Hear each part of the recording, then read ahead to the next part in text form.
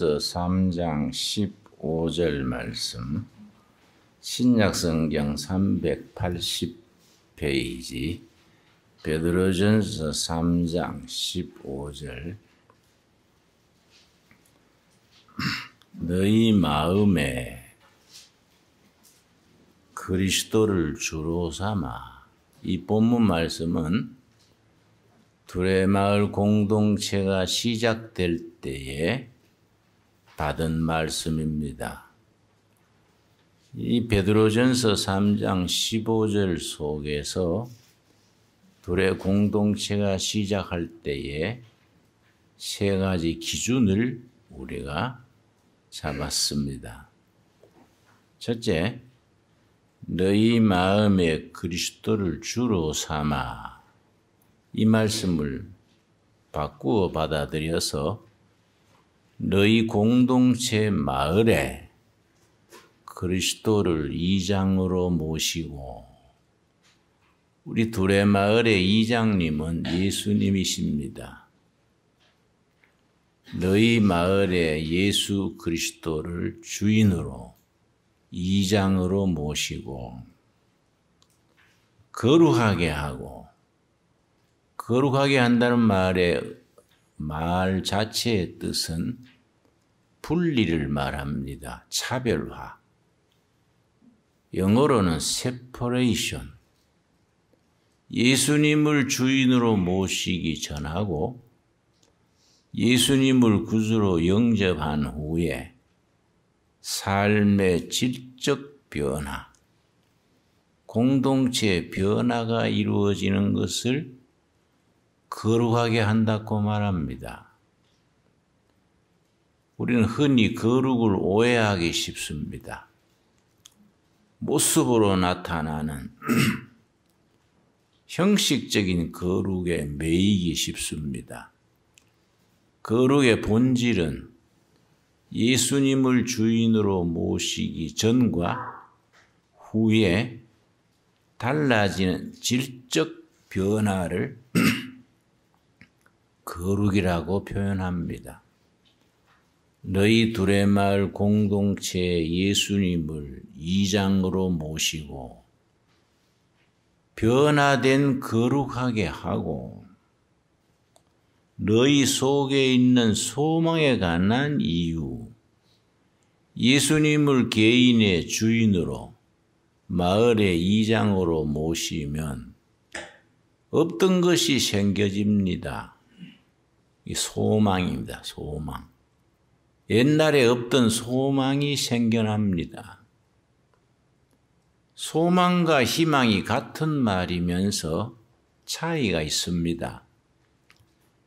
소망과 희망은 같은 말이지만은 목표가 분명한 희망을 소망이라 그럽니다. 그래서 성경은 희망이라 그러지 아니하고 소망이라 그럽니다. 독일의 에른스트 브로흐라는 철학자가 있었는데, 희망의 철학, 필로소피 호프농, 희망의 철학 5권을 지었습니다. 극히 가난한 중에 끼니가 없어서 부인이 알바 나간 사이에 자기가 아기를 등에 업고 달래면서 희망의 철학의 원고를 적었습니다.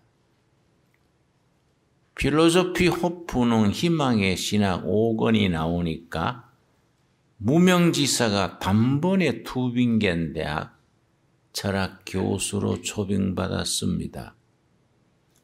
그 희망의 철학을 읽고 신학자 몰트만이 거기에 영감을 받아서 희망의 신학을 형성했습니다. 디어로기 호프농, 희망의 신학. 예수 그리스도는 누구시냐? 좌절하고 우울증 걸리고 자포자기하고 그런 인생에 희망을 주시는 주인이시다. 예수 그리스도는 우리에게 희망을 주시는 분이시다. 예수 그리스도를 마을의 이장으로 모시면은 무슨 변화가 있느냐? 공동체 마을에 희망이 생겨난다. 그런데 그 희망은 목표가 분명하다. 성령 충만의 목표, 하나님 나라의 목표, 인간다운 인간, 휴머니제이션 목표, 그 목표가 분명하기 때문에 소망이라고 부른다. 예수님으로 인하여 생겨난 희망의 이유를 주위의 사람들이 묻습니다. 자네는 요새 인상이 달라졌어. 얼굴에 희망이 생기고 윤기가 돌아. 전에는 버석하게 늘 미스터 우울증 같더니 요즘은 얼굴에 빛이 나. 그 이유가 뭐이지? 그 이유를 묻는 자에게 대답할 것을 준비하라.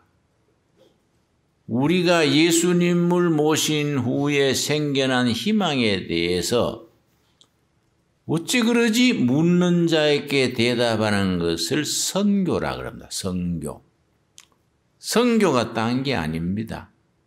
예수님을 모신 후에 마음에 생겨난 희망에 관해서 세상 사람들이, 동료들이, 가족들이 묻습니다. 당신 둘의 수도원에 금식하고 오더니 얼굴이 달라졌어. 이유가 뭐이지? 그 이유를 대답하는 것을 선교라 합니다.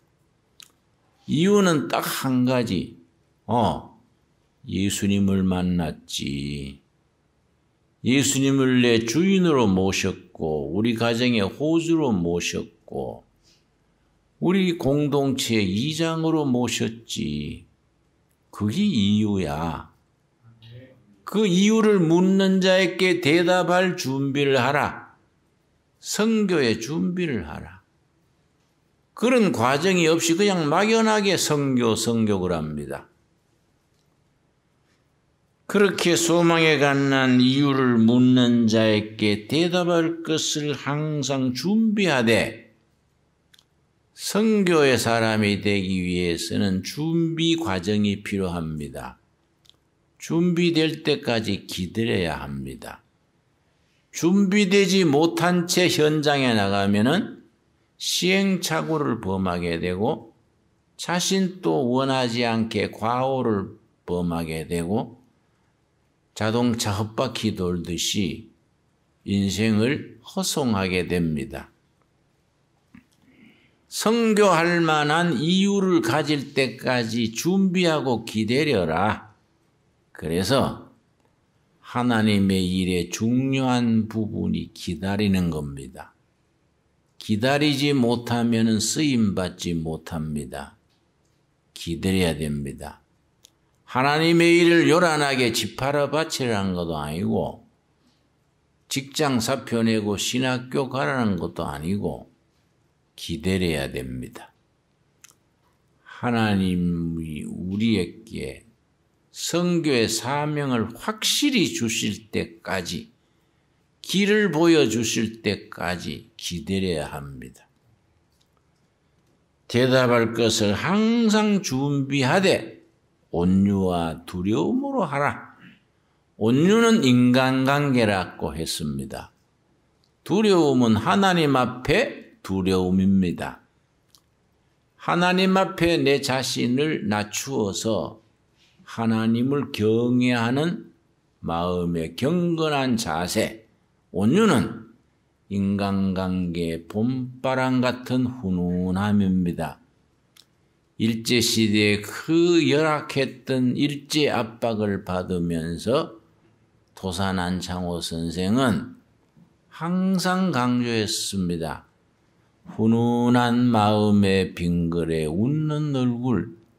아무리 일제의 억압이 심할지라도 우리 마음은 훈훈한 마음에 빙글에 웃는 얼굴로 살자. 이것이 일본 제국주의의 억압을 이기는 내 자신의 내면 세계다. 그걸 동양어로 내공. 그게 우리 내공이다. 아무리 억압을 하고 착취를 하고 압박을 해도 우리 속에는 마음이 흔들림 없이 훈훈한 마음에 핑그레 웃는 얼굴로 내공을 쌓아서 다가오는 희망을 이루어 나가자. 도산 안창호 선생의 얘기입니다. 오늘 말씀이 온유와 두려움으로 하고 선한 양심을 가지라. 여러분, 인생 한평생 살면서 굽이굽이 속고 속이고 화내고 여러 가지 사연이 많지만은 꼭 한 가지 변하지 말아야 될 것은 하나님 앞에 영적 순수함, 선한 양심을 바뀌지 않아야 합니다. 변화하는 세상에서 변하지 않는 것 세 가지입니다. 하나님이 영원히 변하지 아니하시고, 둘째, 영원히 변하지 않는 하나님의 말씀이 변하지 않습니다. 셋째, 영원히 변하지 않는 하나님의 영원한 말씀을 지켜 선한 양심을 지키고 사는 성도의 삶이 변하지 않습니다.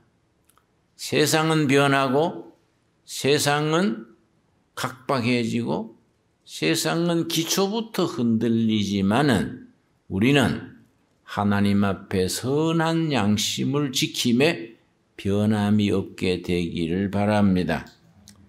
선한 양심을 가지라. 이는 그리스도 안에 있는 너희의 선행을 욕하는 자들로 하여금 기방하는 일에 부끄러움을 당하게 하려 함이라. 때로는 억울하게 욕먹고 비난받고 손가락질 당합니다. 그러나 참고 기다려라. 때가 되면은 하나님이 부끄러움을 면하게 하시고 우리를 손가락질하던 사람이 부끄러움을 당하게 된다. 하나님의 때를 기다려라. 우리에게 주시는 권면의 말씀으로 받을 수 있게 되기를 바랍니다. 저는 신앙생활에 세 가지 기준이 있습니다.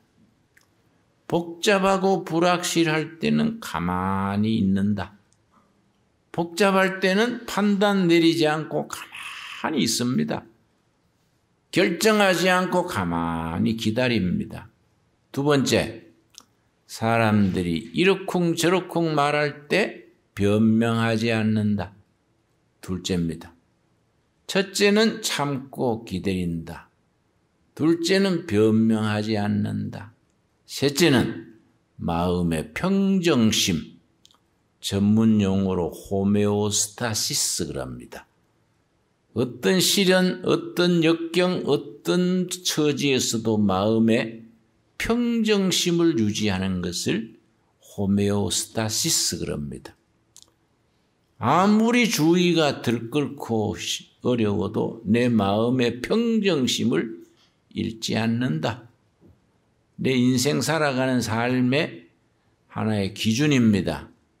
여러분, 예수님으로 인해서 이제 가정으로, 일터로, 섬기는 교회로 돌아가서 온유와 두려움으로 맡겨진 사명을 감당하면서 세상 사람들에게 우리 마음에 깃드는 희망의 이유를 물을 때에 당당하게 대답하는 선교의 사명을 감당할 수 있기 바랍니다. 아멘. 기도하겠습니다.